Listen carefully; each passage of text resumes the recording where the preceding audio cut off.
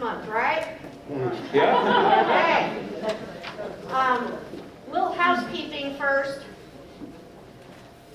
We do the West Rock cleanups every Saturday morning, except the second Saturday, which then we do it on Sunday. Unless, of course, it's raining and we postpone till Sunday. So check Facebook or the website if you'd like to come out and help us at West Rock cleaning up our neighborhood and earning some money for our nonprofit so that we can go out and help other people keep their yards up and keep their homes in order. And we're also doing a cleanup at the multi-use path in that area down by Waddles Boys and Girls Club on Sunday the 24th. Not sure what time yet, because we're partnering with D-Trash and Solve, so it's going to be 3 organizations down there. And bags will be provided, and there'll be water grabbers, sanitizers, and most likely there'll be a few masks for in case you don't have a mask. But come out and help clean up the neighborhood for an hour or 2. And for anyone that's interested, Neighbor to Neighbor will be Saturday, February 13th. And you can look on our website or contact us, and we can give you more information about how to get involved with Neighbor to Neighbor. So much for housekeeping. So today, Erica Hurley is our guest speaker with Lieutenant Sheppard, who is the afternoon shift supervisor at East Precinct. And they're here to talk about just about anything you want to ask questions and talk about. So the floor is open, and let's... So, a couple things. I'm going to start out. So first I'm going to stand up initially. I'll probably sit down again eventually, but in order to be able to see and have you be able to see me. So a couple things. One, I will be the first one to tell you I've had a radio in my ear for too many years, as I've been a police officer for 26 plus now, okay? So especially those in the back, please feel free to yell at me. I may not hear your question, and especially with the masks, honestly, I can't hear within half the time. So please feel free to yell at me if I can't hear you. I apologize if I can't, and I'll ask you to speak up a little bit. Having said that, so I am the commander of East Precinct, where I'm assuming all of you live as my guests as you've come out today. I've been the commander there since August of this last year, which isn't very long. However, I was the lieutenant there for day shift for a year and a half prior to that, a couple years ago, and then I was an officer out there back in the day many years ago. And so I have grown up at East Precinct, and I know some of the history as well as what is there currently. So East Precinct is my home. When I was promoted to commander, they sent me to transit, and then they asked when transit went away where I wanted to go, and I asked for East Precinct, and that's where they sent me, which I'm very glad for. You have, and it's hard for you all to necessarily know because you live in East versus North or Central, you have the best precinct of the 3 that are there. I will tell you that. We have the best officers, the officers that want to go out there and do good work, the officers that truly care about you and the community and want to do good for you and to solve the problems that they can solve, or at least do the minimum that they can to keep you safe. So you have a benefit starting right off, in my opinion, by being at East Precinct. There's a few changes that are coming, and we can kind of talk about those as you guys ask questions, but you probably have read in the news about how we're getting rid of some of the specialty units, and those will be coming back to the road as officers. Has anybody read about that or seen that in the newspaper? Yeah. Okay, so traffic division has gone away, the community services division has gone away, K-9 is coming back to the street for 911 calls, DVD, drugs and vice has come back. Am I missing any?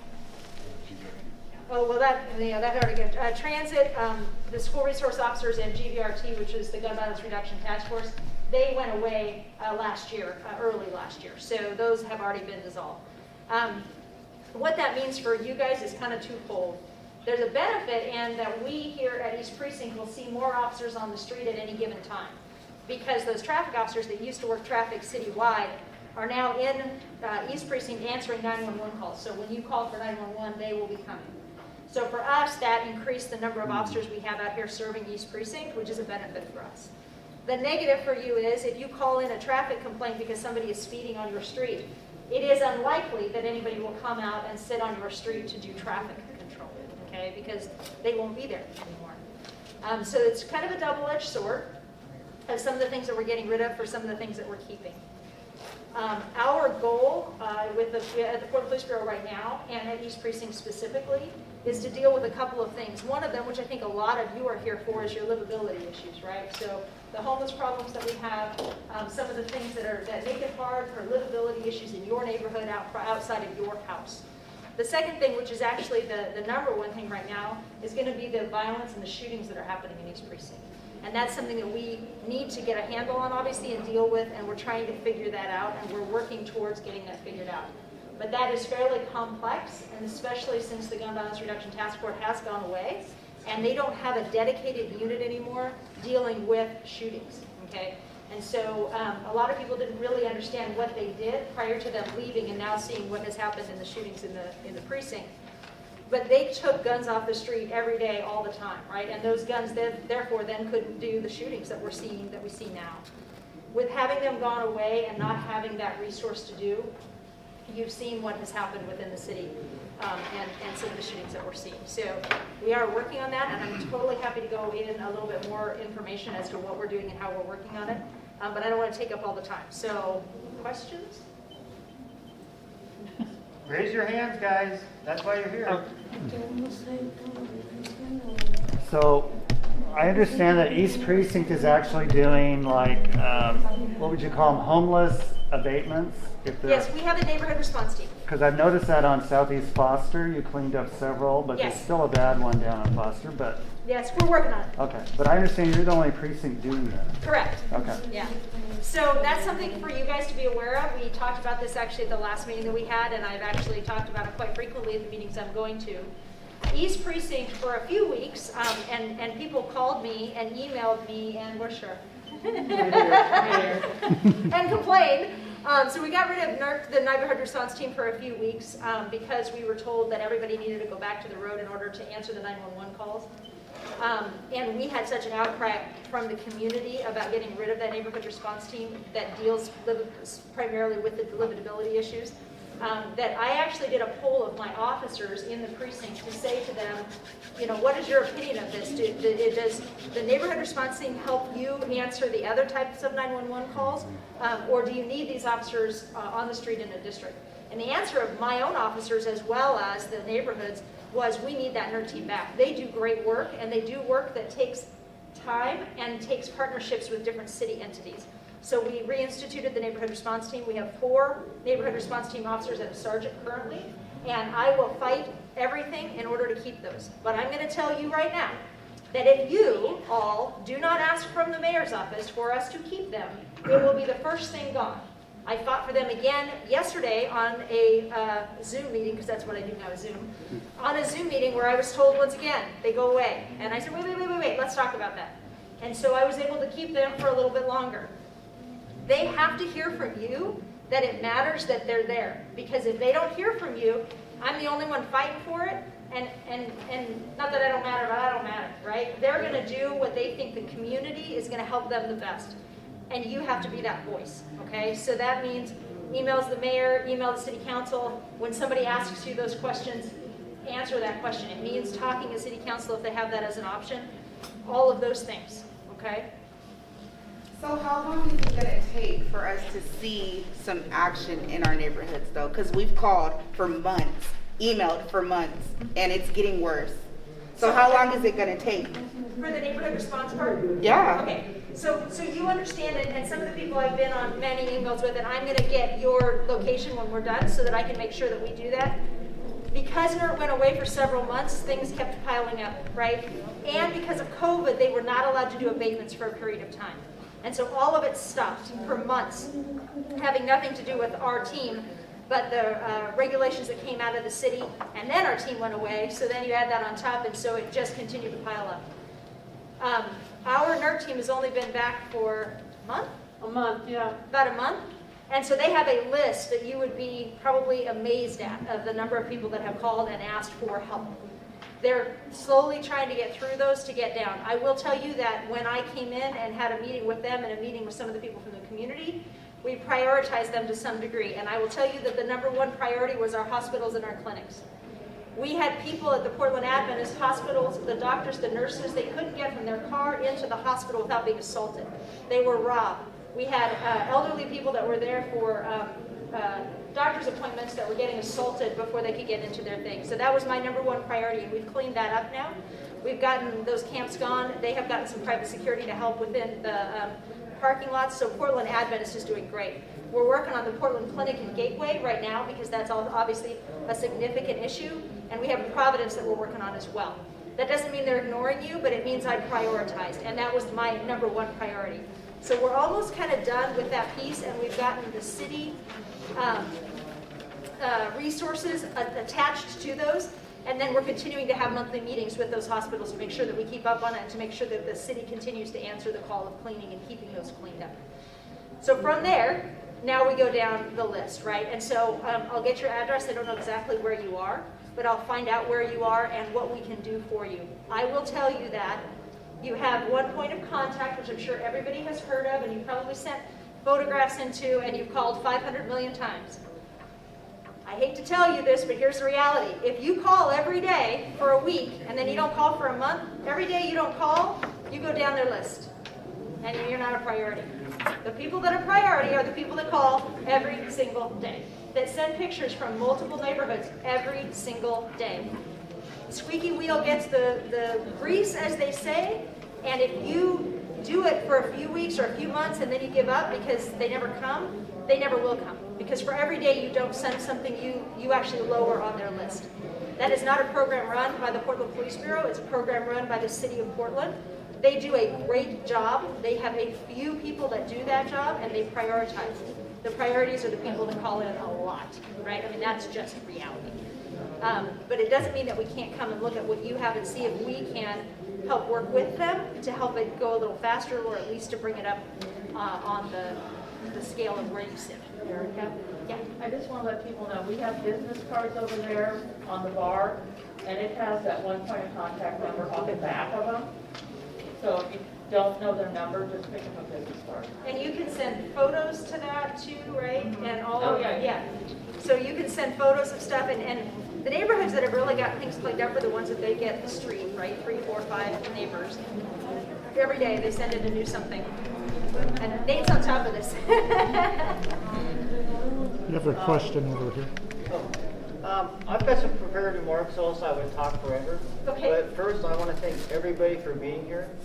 I want to thank Captain Hurley for her valuable time and being here. And I want to thank David and Shar for everything you do. Yeah. Thank you. Thank you. So,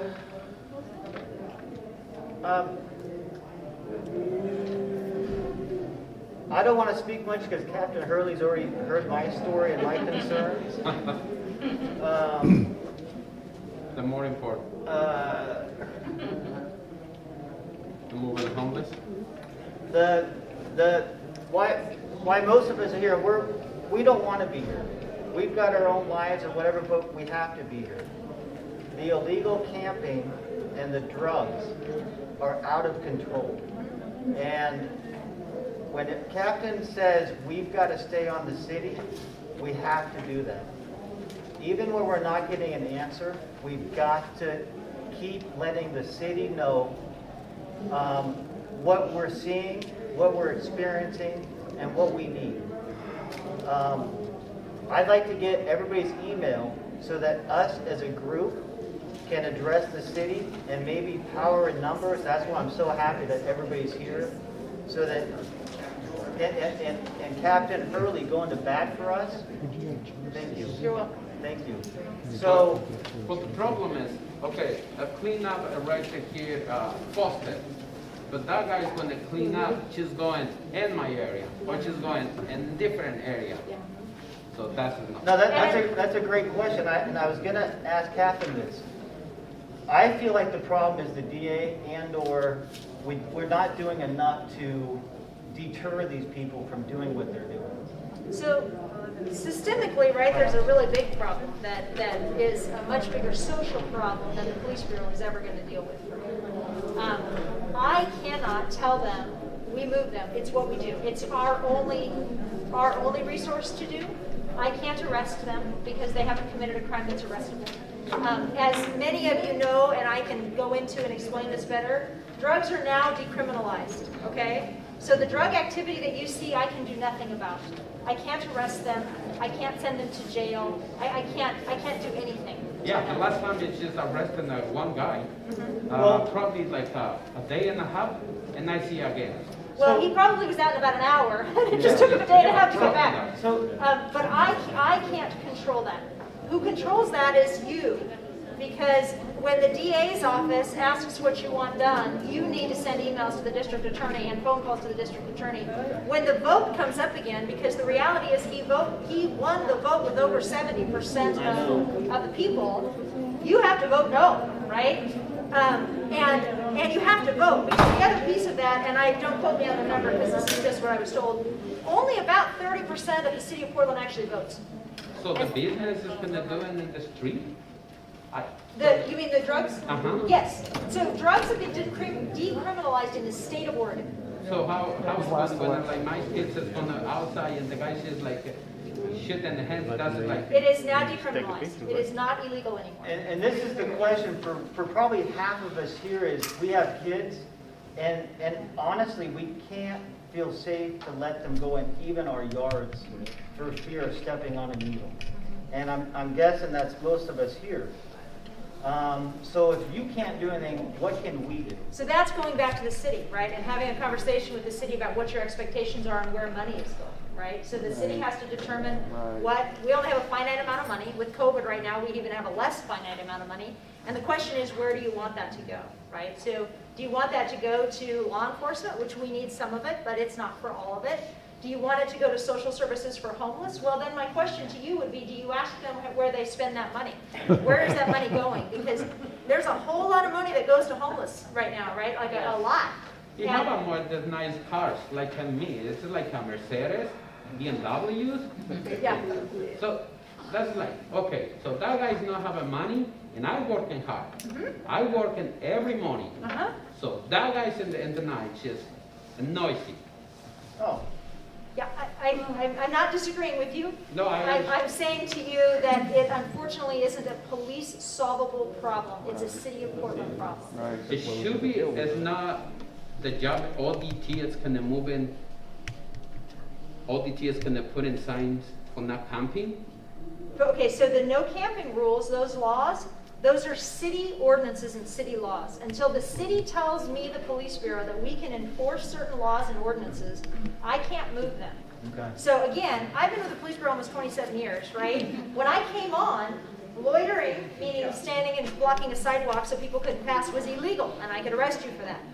Illegal camping, meaning you're sleeping on a park bench, I could arrest you for that. At the very least, I could move you for that if you were there or threaten the arrest.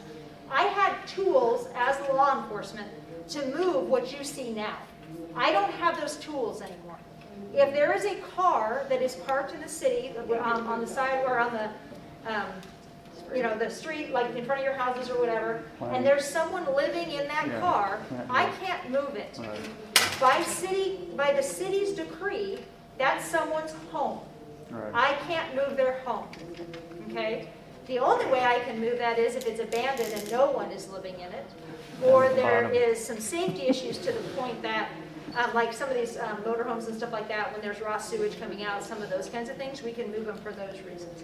I can't move it for illegal parking. I can't move it because someone's living in it and they're in front of your house.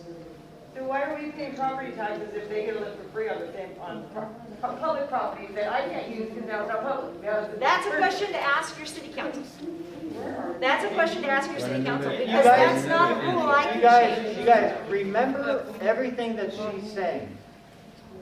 We've got to address this with the city council, with the DA, whoever she's directing us to go to, let's do that. Because this has got to stop now. So what I can tell you is what I will try and do for you and can do, right? So with my officers and neighborhood response teams, we will come out with tribal out again. I got a really long list of 4 cops and NERD. And they will look at things. If there are things they can do for abatements, meaning there's safety issues, they're on private property, there's certain legal things that we can still move, they will do that. If they can't, they will get the resources of the city, which is what you get actually through one point of contact, they can contact them and ask them to come up and post for it if it's a camp, right? They have to post the camp for a certain amount of time, give them time to move, give them a certain amount of resources and so forth to move if they want to. After that posting is done, then they can eventually come in and clean up that camp. But there's a process, it is not done quickly.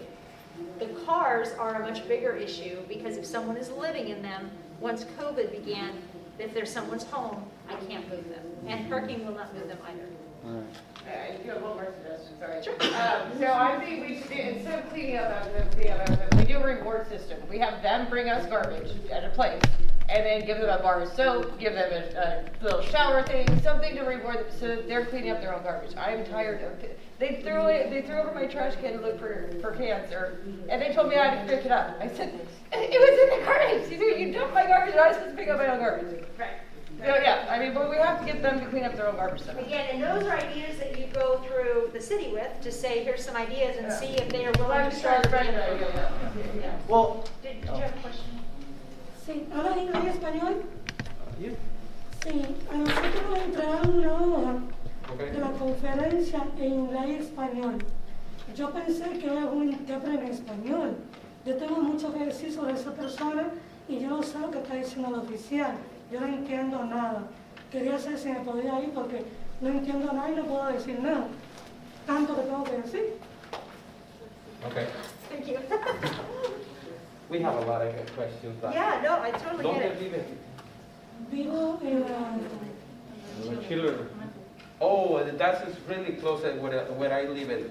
She's living with that guy living. It's what is the street? Littlefield? What is the I street? live on Pardee. So South that's 94th and Pardee. all So these same all area? these guys Schiller. right here, Schiller. and that neighbors, Schiller. that Yeah. neighbors, she's living right there. That area is completely disaster. It's completely, totally trash. Okay. So that's just, I see it all the time when I go and visit my friend, and I see that guys. It's not like old people's. It's the super young guys. And that guy is driving super faster in that street, and just passing the neighbors where is living all these guys in the apartments. So that's just, I think it says all these guys is right here. We need a solution. We need when it's gonna stop it up, when it's gonna move in that guys, but we need to move it for that area where I live in Southeast. Okay. I think what is the more bad area is where I live in these people, where I live in that. Okay. And I don't know, I go in and the last night, all my neighbors, I knock on the door and I say, one of these my neighbors, the last time she tried installing a cell phone or something, and the guy, I don't know if she's a homeless, she's a punch in the face. And I go and I say, okay, we have at this meeting, so let's go in. You know what I say to my neighbor? I'm scary. We all are. We're all intimidated. But that's just like, We're why am I prisoners in scary? our homes. Why am I scary? That's like, it's just going all together is the neighbor. So just confirm that these guys, get them out of here. We need to block. En el condominio donde yo vivo, esa persona anda en la mañana con navaja, tratando de abrir las puertas. He's walking like a big knife. It's not a knife. It's like a machete. Oh. Yeah. Most of them have weapons. So that's just like, cuando ustedes vean eso, llamen a la policía. No Yo tengan miedo. llamo a la policía. No, Llamo a la policía. hay que llamar al city. Se llamó a la policía porque andaba uno encapuchado con armas por todo el parqueo fuera allá donde vivo.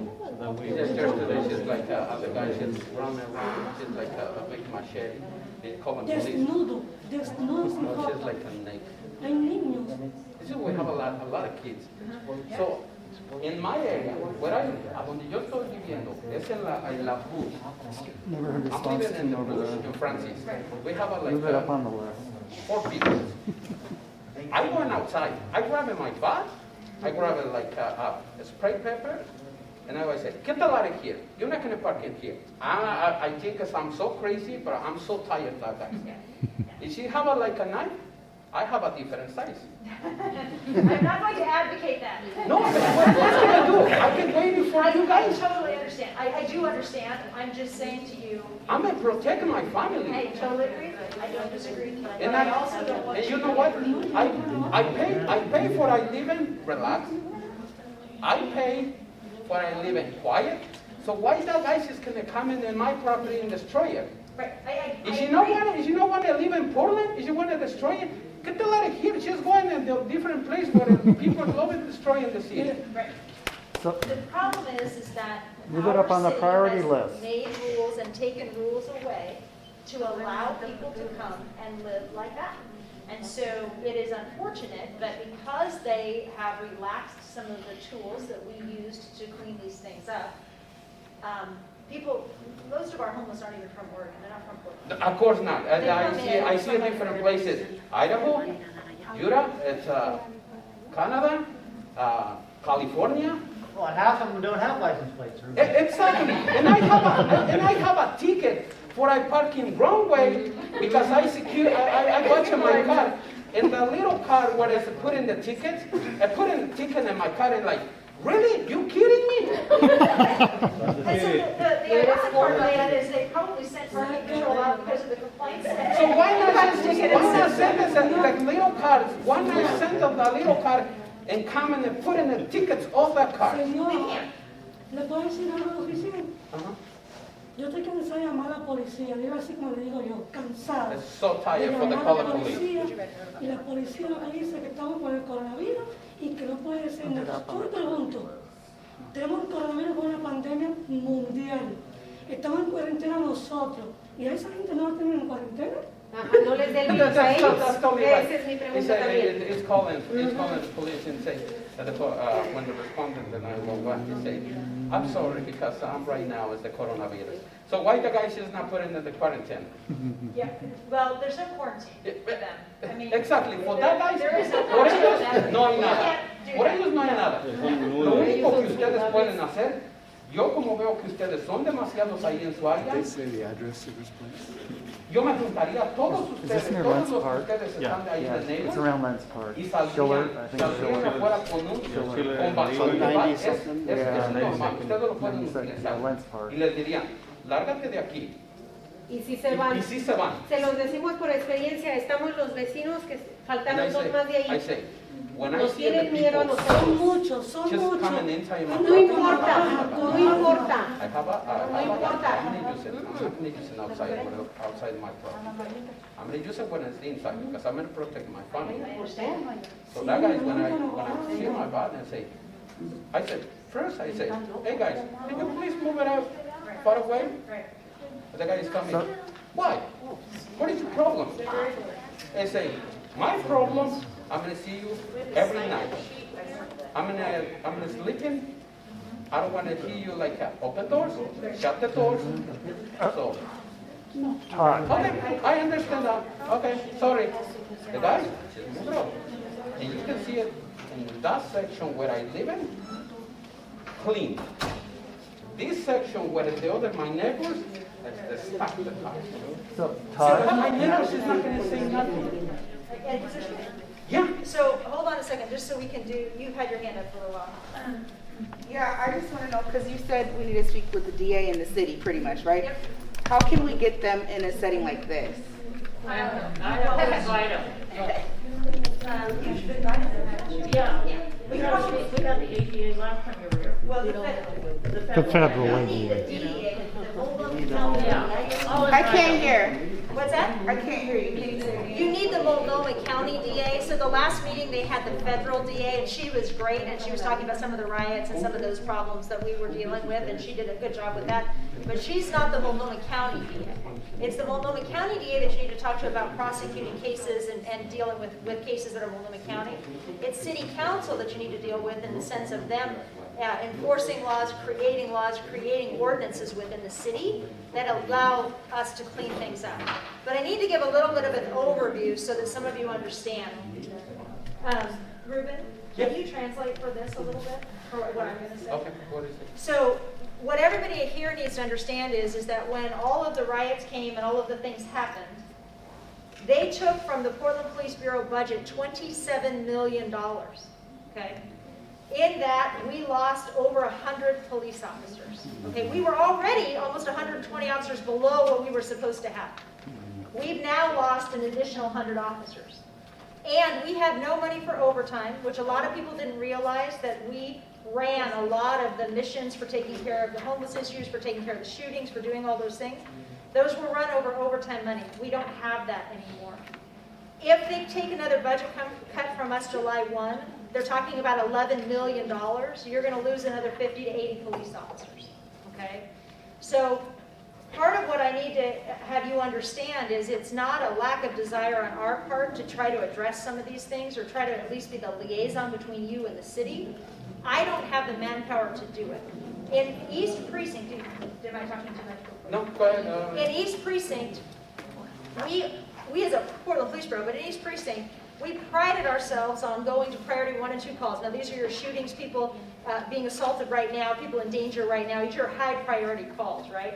And we prided ourselves in getting there in under 5 minutes, okay? You're looking at anywhere from 8 to 10 to 12 minutes right now in my officer's response time, because I don't have any officers to take those calls, because I have shootings that have gone up by over 400% this year from, well, technically 2020, not 21, from last year. I have homicide rates at 57 homicides last year. We haven't seen those numbers since 1992, okay? So they're 4 times the amount of homicides that we have had historically in the last few years. Catherine, what do you attribute that to? Well, it's attributed to a lot of things. One of them is, like for the shootings, I'll attribute it to the lack of the Gun Violence Reduction Task Force. That's part of it.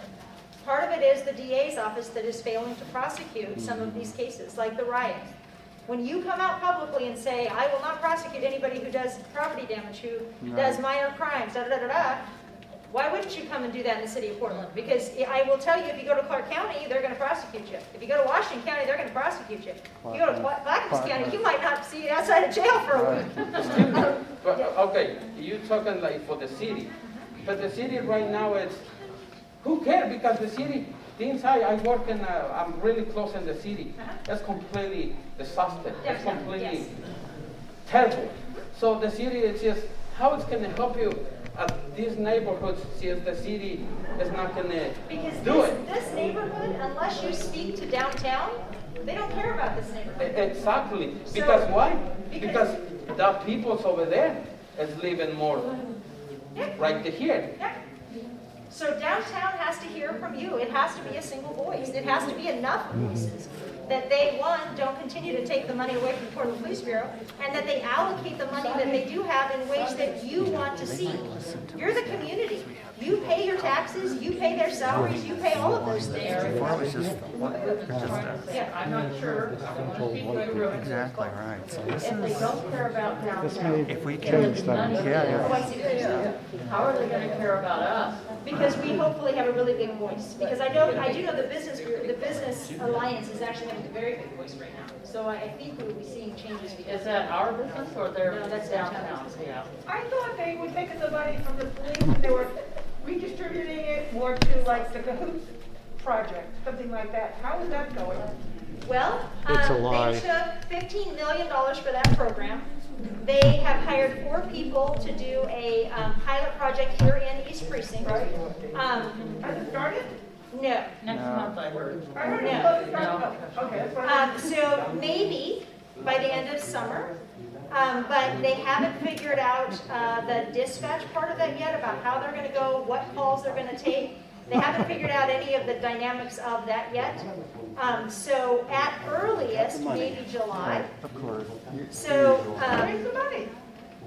you're going to have to ask city council where that money is. I can't answer that for you. I can just tell you it's not here and it's not in that program. That's why I thought they were taking the money from there. Right. And they did take some of it and do that. That's the 4 that they've hired, right? And they did an article about that in the paper. Some of that money went there. Where the rest of that money went, you'll have to ask them. And here's part of the problem with the defund movement. I think officers, including Nate, will probably agree with you. Do we need resources on the back end? Oh, yes, we do. We need mental health resources. We need drug rehab resources. We need liaisons between the communities of color and for the shootings and all of these things that are happening. We need liaisons for all of that, right? But you can't take the police bureau away, which is really the only thing that was dealing with all of those entities, before you put any of these Right. things in. Yeah. So when you look at the decriminalization of drugs, okay, they decriminalized drugs. What they said was, what we'll do is, you can go write a ticket for $100, and if they don't want to pay the $100, I have a 175. if they don't want to pay the $100, they can go into drug rehab instead. There's no drug rehab. There was no money for that, it's never been set up, it doesn't exist. Okay? So you took the money away from, state police and so forth, because this is a state law. And you passed this decriminalization, but you set up none of the background stuff that needed to be done in order for this to work. And then the other part of that is, so I write you a ticket for $100, and you crumple it up and put it on my front lawn, because you live out in front of my house. And then you don't show up and pay your fine, and I'm going to write you another one, and you're going to drop that one too. And what am I going to do about that? There's no teeth in that. I can't arrest you for it. I can't take you to jail because you failed to pay your fines. It's civil. So if there was a forced way to you failed to pay your fine and now I put you into some sort of rehab, that could work, right? And as an officer, I have no problem putting money into that because that's what we need. I can't keep doing the street part of it without having a back part of it to take care of the drug problems and all of those things. Those are resources that are incredibly needed in the city of Portland. I think there's a lot of front end things you should do. What's that? Like armed sworn officers doing wellness checks. That's, for me, that's highly inappropriate. I know it's a small percentage, but every once in a while, somebody gets killed in a wellness check. That was done by unarmed people, whatever you want to call them, constables or public health workers, whatever. That would be an issue, and you wouldn't have a sworn officer's time doing that. That's what I see in defunding the police. Taking away functions that were really not the best place to do them in an armed force. I don't disagree with that at all. But what you have to have is if you have a welfare check on somebody that's in mental health crisis, and you go to that, and not me, but you have a social worker that's trained to do those things that goes to that, which we will tell you, we didn't get into this business to try to handle the mental health part of it because we don't have those resources. Right. But the mental health counselor should go to that. What do they do with that person? There's no mental health beds for them to go to. There's no hospital that will keep them longer than a few hours to get some medication, maybe 48 hours before they let them go again. There's nothing on the back side of that to solve the problem on the front side of that. Does that make What we did sense? solve was we kept people from being shot. Well, so... Many people from being shot. Of course, you got to back up that guy if it's bad, right? Well, if he's a threat, then just as in Seattle, they had one of those cases recently, and you heard what happened there. Right. Okay, so that's our concern, right? So they have they started the mental health workers program up in Seattle where they sent a unarmed mental health person for someone that was in mental health crisis, which again, I don't disagree with. In that particular case, she was stabbed and killed because the person was violent. And so an officer didn't go, it was an unarmed person to go. I still don't have a problem with that. I think that they have to be very well triaged on the front end of whoever's calling it in to make sure that the person isn't violent or doesn't have a weapon or doesn't have those things that would say that we should go. Well, yeah. But the bigger issue is that's just a reoccurring problem that's not going to get fixed if you don't have the resources and the structure on the back end to get them long-term help. Well, there's proximate causes and root causes, and you're talking about a root cause. And what you're really being asked to do is manage the proximate cause. And this guy is having a meltdown in the middle and he's scaring everybody, right? And he could be dangerous. We're all dangerous. And if we got it down in front of mine, any one of us could be that dangerous, right? So you need a system that's both efficient and robust, right? That doesn't send the most expensive guy in the chain, which is you all, there first. But then you need to be able to get there quick enough if you really need it. Right, which means there needs to be enough of us to be able to answer that call if they do call. Right. Yes. But I'm sure there are a lot of functions that can perform. They say that a peace officer's work is 98% social work, right?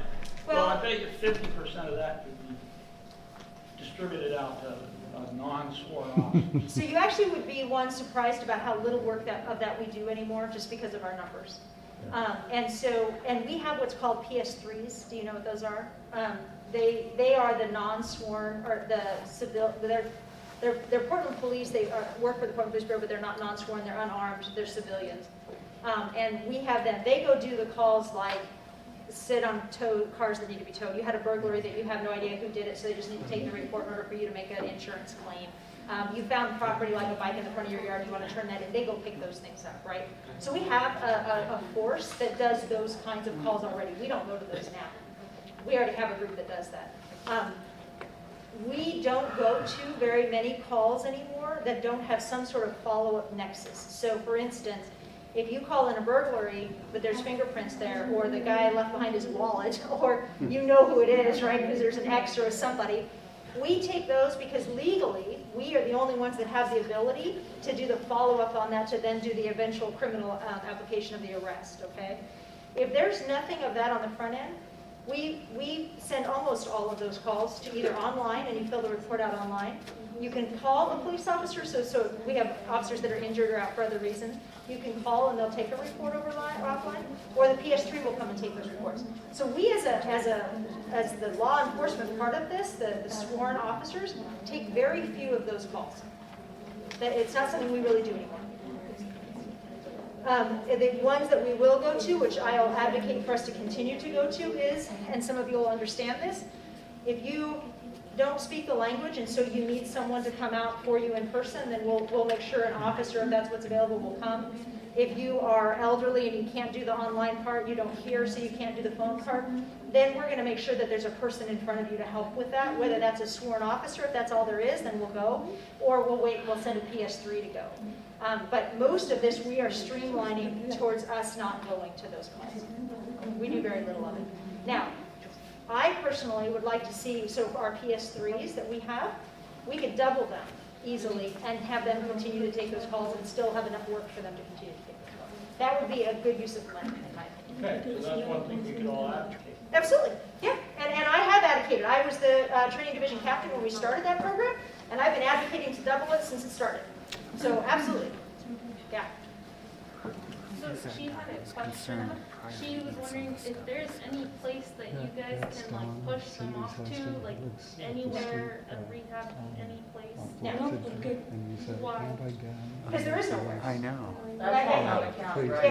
If I push them, it's just somebody else. Sí, sí hay lugar, sí, sí hay He's up in lugar. our area. La ciudad tiene tierra para hacer condominio, tiene que tener tierra para hacer depresión, porque con una pandemia y diario mueren miles de gente por esta pandemia. So she says that if there's enough land to make more housing, more apartments, why isn't there land to make something for them to put them Right, sure. away? Or So that's a city council issue. All that land is owned by somebody, right? And so I can't make them move there. I can't, there's not a legal reason that I can say I am taking you and I am putting you here now. I can't legally do that. The city would have to designate an area, and then we could ask people if they are willing to go there to live. We can't make them do that because there's not a legal reason for me to, it would be kidnapping. I cannot legally take that person and move them. So, could I ask, so what is this? Is this area around Lents Park? Is that on the priority list? Yes. Oh, it is. We Okay. are Is it aware. very high? Yeah, it's actually pretty high. Okay. but Let's push it up. Right, yeah. I'm hearing that.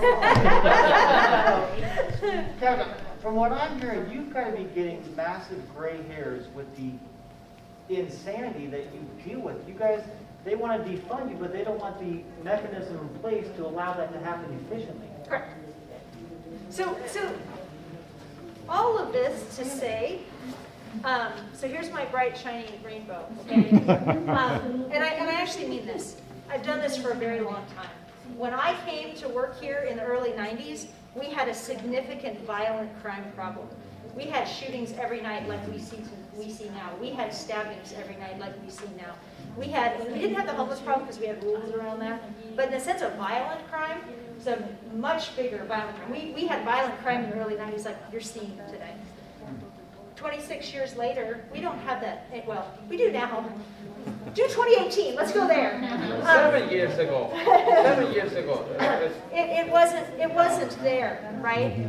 So I truly believe that we will find a solution to move forward and fix these things. It's going to take time. Our communities, all of them, there's a couple of things. One, we had the trifecta of COVID and people out of work and all of those things that work together to make problems. People losing their jobs and not having the ability to socialize and not having the ability to see family and not having those things. All of that works against the community as a whole, right? I truly believe the rioting and all of that stuff that you had seen, if we hadn't had COVID, where people were secured in their homes for months on the front end, they probably would never have gotten as bad as they did, because it's just the outlet for a lot of the stress and all of the other stuff that is happening within the communities, right? And so that's part of it. The other piece of it is communities used to come together and have meetings and do all the things like we're seeing here in a much larger number. And they had a much bigger voice downtown. With COVID, people haven't been meeting, right? So we've had multiple neighborhood meeting groups that don't meet anymore and haven't for most of COVID because they don't have the ability to do it. So now they don't have a voice anymore, right? They're not coming together and realizing they're all having the same problem, so therefore they're all having the same voice and what to do about it. We don't have a front desk anymore. You can't come to East Precinct and knock on the front desk and ask to talk to a police officer or find out information from us because it's boarded up, because they tried to burn our building down several times, and so we had to do that. All of these things work together to create this crime that we have seen and to create the communities having livability issues that we see. I believe that we together can fix it, right? But it has to be a loud voice to downtown of what you want, what your expectations are, where you want your money to go, what you want your city councilors to vote for. I will also tell you that we have new city council members. I actually really like our city council members, okay? And I'm going to say that again. I really like our city council members. Really? And I mean that. We have some great ones that are in that have just come in new, that see the problem, but more importantly are listening to the community like I haven't seen in a long time. So I really highly encourage you to send the emails, make the phone calls, talk to city council, because they will listen to you. I truly believe that they are listening. But if we get so overwhelmed with all of the problems that we have in our community, that we do this, but we never put this voice somewhere else, it will not solve the problem. It won't, because they don't have anybody to listen to say, I want a change. And when you ask for a change, part of that is thinking the whole thing through, right? So we talk about what kind of calls we do and don't go to. I think that's something that they need to hear. But then what they also need to hear is, because the police don't go to these calls anymore, you need to have something on the back end that takes care of the drug problems, or something on the back end that takes care of the long-term mental health problems. Or you need to designate someplace that we want people to be able to camp legally and not be in our front yards, right? Other cities have done it. Those are all things, it's not just about the complaint, but part of it too is, what do you want to be your solution? What are you okay with?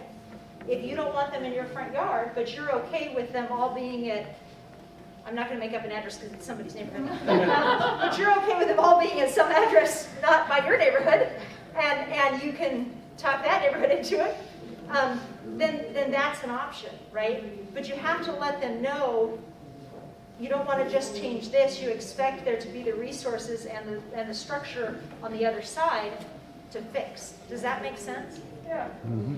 Captain, do you believe that they will listen to us? Because it seems like the other side voice is extremely loud.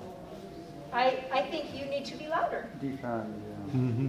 And yes, You I gotta do be louder, think, guys. I think they will listen to you. I do. I really do. I had been advocating, and so let me put it on the front end.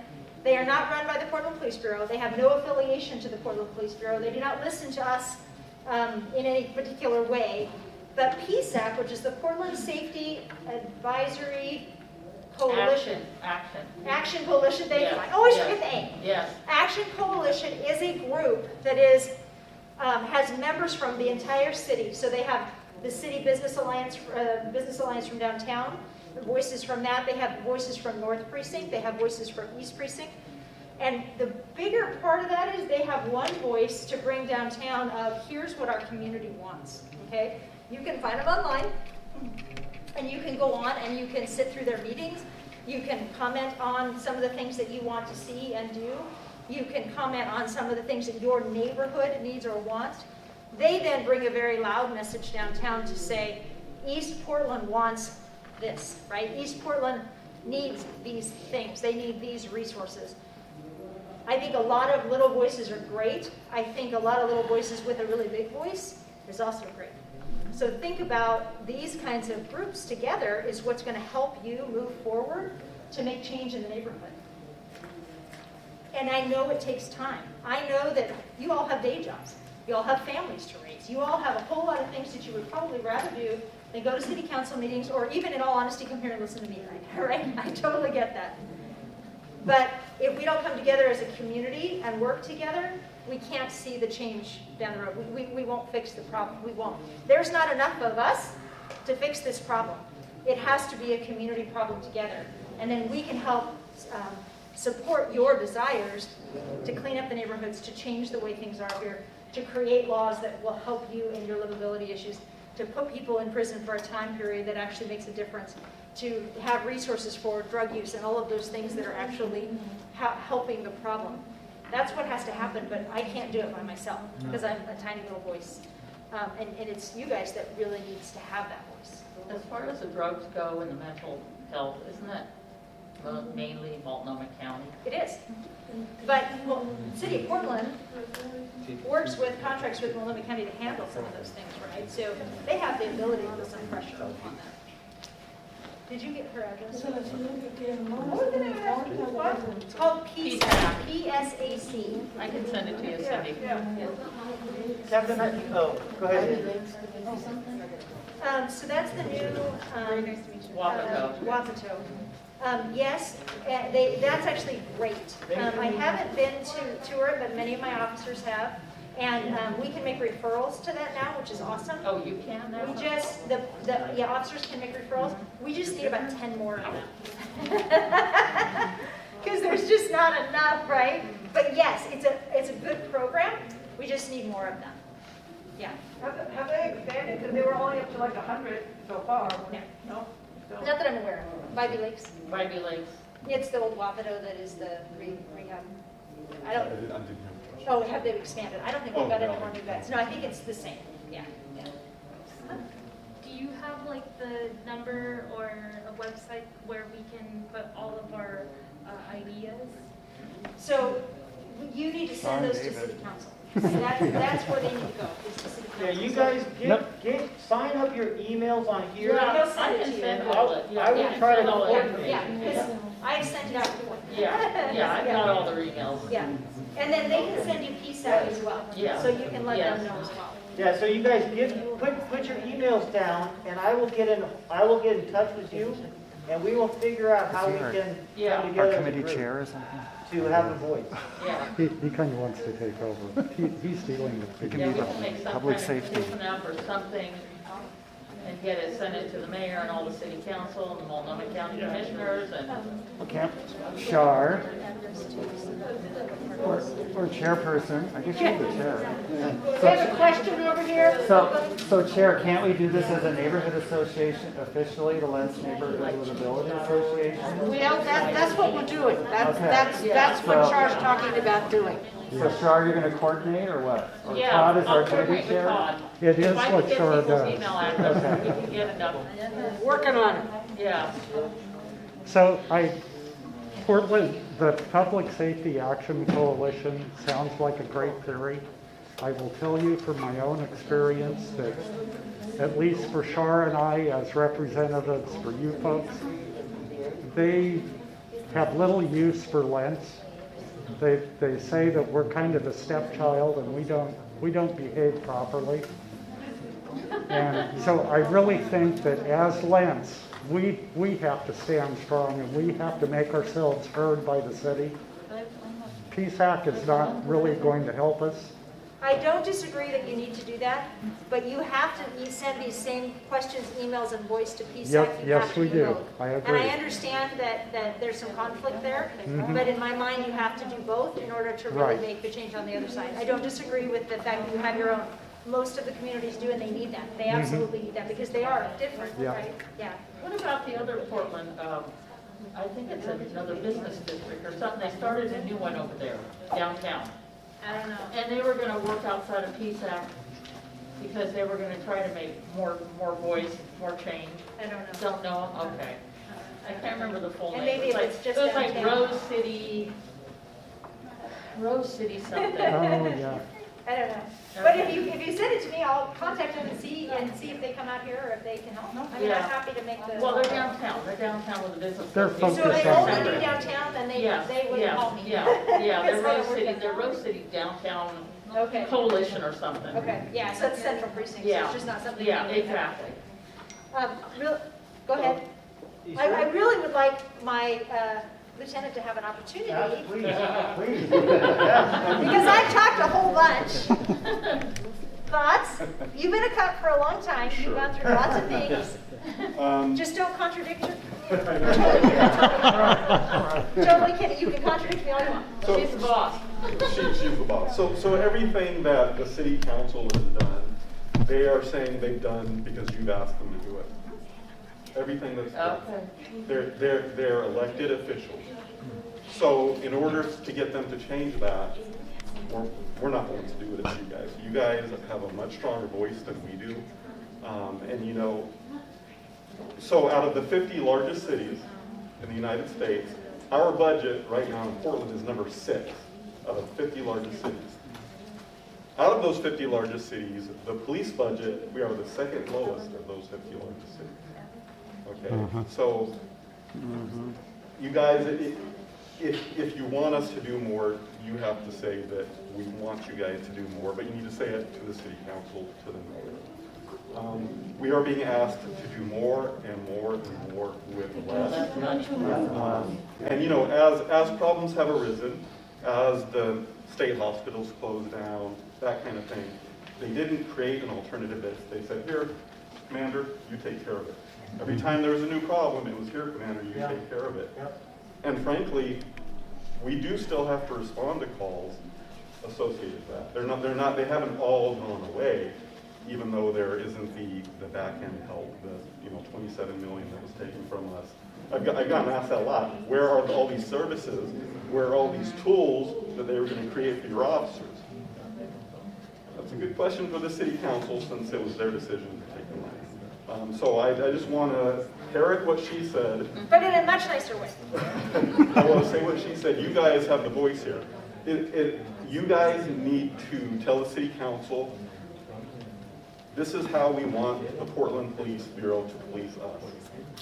And we want to police you in that way as much as we are able to. You guys are our bosses, so definitely need to speak up and tell them what you want. Thank you. Can we get Mingus Mapus at our next meeting? Well, I'll ask We you, are trying to get him out so here, but we're all his- here for safety and the livability of our neighborhoods. That's why we're His here. schedule is very full, so. I understand that they're gonna come sweep the MUP fairly soon. You guys are limited, the city's limited. What can we do so that the illegal campers never come back? And I know that's never, you can't, but, That's a really big word. no, I know. But what can we do to not let them come back, help you guys at the same time? What can we do? That's a really interesting question, and I'm going to answer it in a couple ways. One, I'm going to say that I'm going to go ask the officers that do my neighborhood response team, because I will tell you that they know these things much better than I do. They are on top of what works and what doesn't work. I'm also going to say on the flip side, I don't want to tell you to go confront or do any of those things that will put you in danger or you in harm's way. Okay, so I don't want that either. So I'm not going to tell you to go and confront these people, because I can't tell you if they're dangerous or not, right? What I can tell you is that the minute they pop back up, you get back onto one point of contact. The minute they pop up, if they appear to not be, appear is a good word, it's not a good word, but if you feel safe going out and saying, hey, this is my neighborhood, I'd like you to move your car and not be here anymore, you can absolutely do that. You are the neighborhood. And if there's enough neighbors that go out and say, I don't want you here, I'm going to call the police in one point of contact every single day until you move. and then be done with it, right?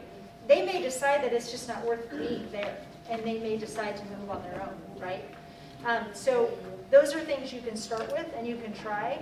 I will talk to my NERC team and see if they feel like there's a better way for you to do it. I do know that there's a few places we've cleaned up that almost immediately the tents came back and they sent me an email and said, we just cleaned this 3 days ago and we got 3 tents back already. And I was able to send NERC back out there to clean those 3 tents up right away. And so it helped keep that clean. We had the same thing with Portland Adventist. We cleaned Portland Adventist up. We posted Portland Adventist. Almost immediately, a couple of cars came back. And it was a small enough problem, right, that we were able to go out and deal with it right away. We didn't have to wait to get all the city resources together to do it. Can't always happen that way because sometimes a car comes back that someone's living in and I don't have the ability to move it because I don't have the legal right to do so. I think John was saying the reason Adventist got cleaned up, and I was talking about where the map goes over, he said because it's private property. Partially, right. Yeah, see, and I was saying, well, ODOT, they don't seem to care, Ted Miller doesn't seem to care. No. ODOT, no, but on that note, ODOT is run by a new city council member now, right? They're not ODOT, but the transportation. Oh, Peabody. Peabody is, yeah, Is that's now- not ODOT. No, but my point is, we had the same issue with some Peabody property. and then Yeah. actually have- Yeah, with Peabody. The new commissioner for Peabody is Maine is now. Maine. Vegas get it? I It's thought I Memphis. thought it was Hardesty. Oh, you might be right. I think it's Hardesty. You might be right. Screws you to the wall because she's not going to do a thing about it. But, as he already said to you, it's your voice. If you are loud enough, she will have to listen or she won't get reelected. And the rest of the city council is going to hear this and say, this is yours to fix, and she'll fix it. I mean, she needs to hear from you that this is what we want as the community, right? And then they can move forward to do that. We do have a lot of partners, right, with different people, and Portland Adventist was partially PA private property, so part of it we were able to do trespass. That's what John said. Not all of it was, there was about half and half. But the nice part is we were able to post it, so now if they come back to that part of it, we can immediately go and It's trespass very again. clean, it looks very nice. Thank you. Say that's my NERC team. Yes, They're the ones it did it, and they looks did awesome. an amazing job. And so we'll keep doing those things. And then Okay. one of the other things you need to figure out and get from city council is how do we post the no camping and enforce the no camping, right? Because we post it, but it doesn't really work that way, right? So figure out a legal way to fix that. So I'm going to speak for Esau, his wife, and anybody else who's in a direct situation. I know Ruben is as well.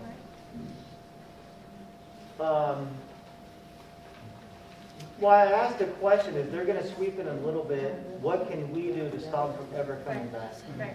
We are living in hell.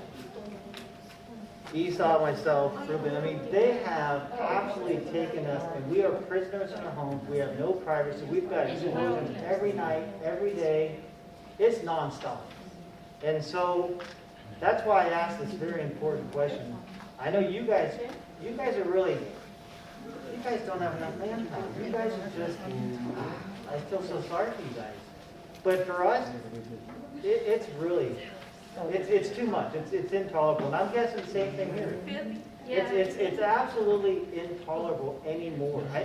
I'm scared. I mean, Yeah, I am hearing you right now. And so, again, I will have NERC go out and take a look at your area. Again, I know it's already on the list because I've talked to them about it. well, Captain, they were out today, and Okay, see, I told you they were. no, yeah,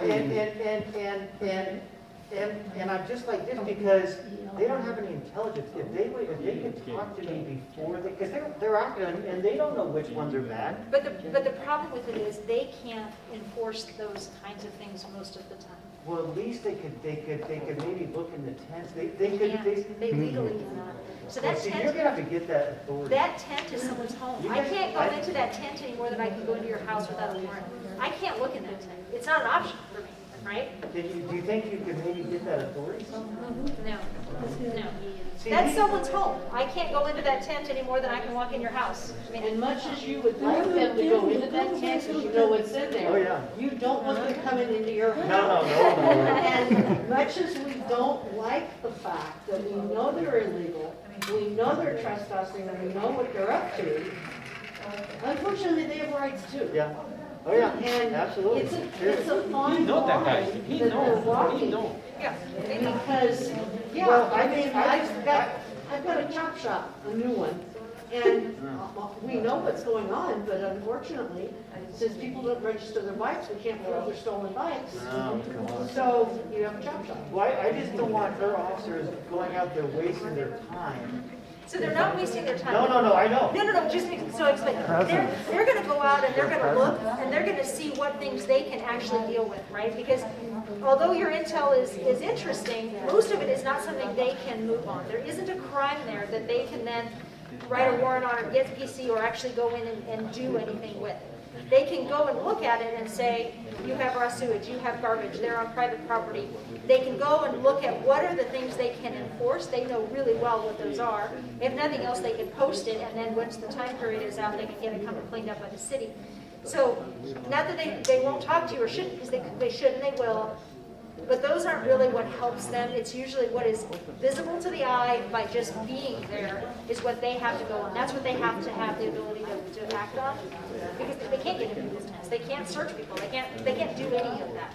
Well, I'll tell you, when your officers walk down the path, it's a deterrent. Yep. It's a deterrent, just having those officers walking down that path is a deterrent. Yep. And I was just thinking, if I could give them a little bit of intel, they could maybe focus in and maybe, you know, what do you, you know, ask them, what are you doing, you know, what are you up to? They need a little bit of time, because the other big, wonderful thing about NERD is they get to know these guys. And they'll know them by their names. They've been off the street for a while, so there's going to be some new characters they're not familiar with. These guys are good at what they do. They really are. It's just going to take a little time. I live over by the jungle. You guys are currently getting the shit. I live by the jungle, and the jungle's it's bad enough that the officers go up 2 by 2 because you don't go by yourself. But they walk in, and they don't even have to really do any wants and warrants. They know who's wanted, and you got guys saying, you know, hey, Brown, how you doing? What you been doing, Anderson? And other ones turn around and start running as soon as they come through the gate.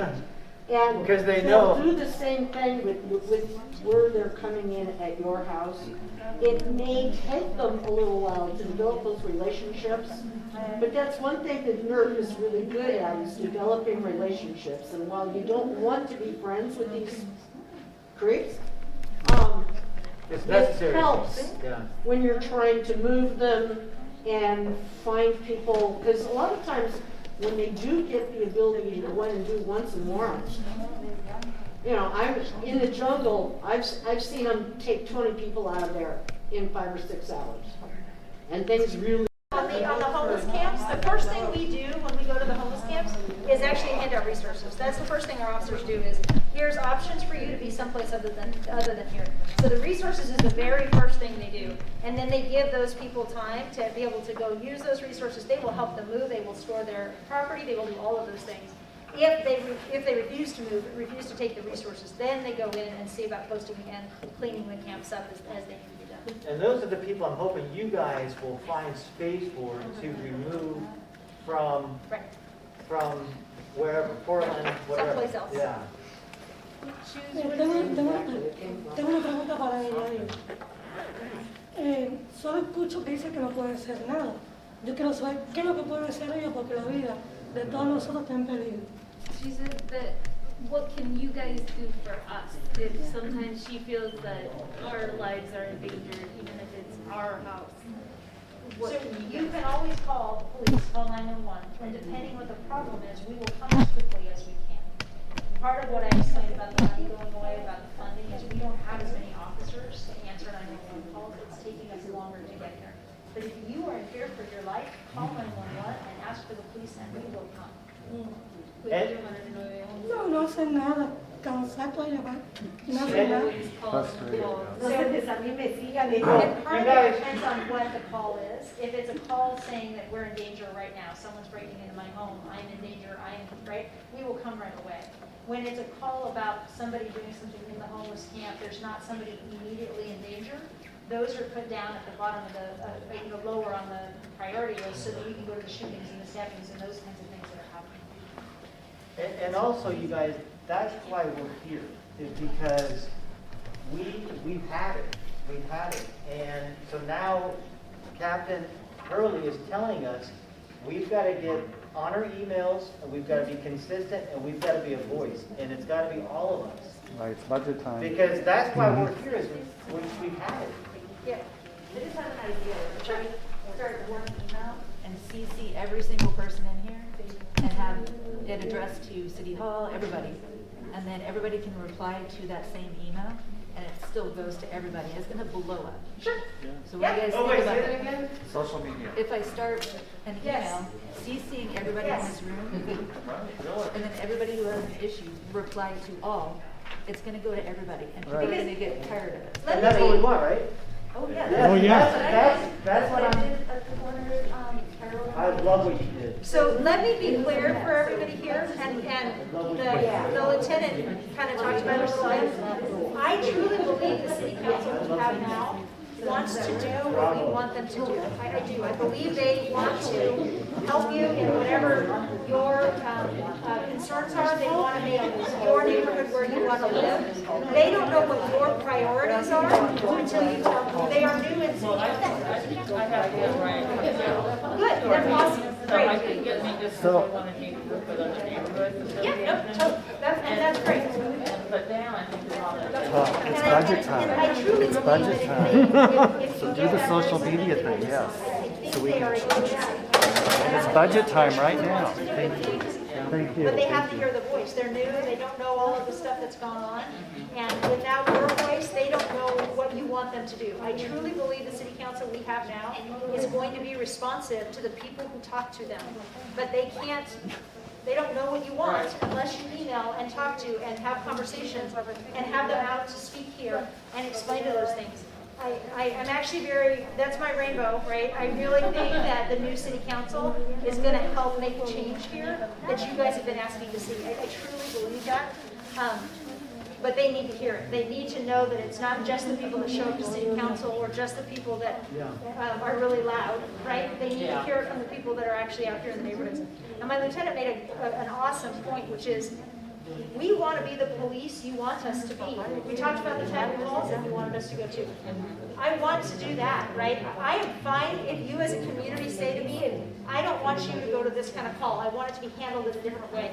That's fine with me. I work for you, right? And so, but we need to know that too.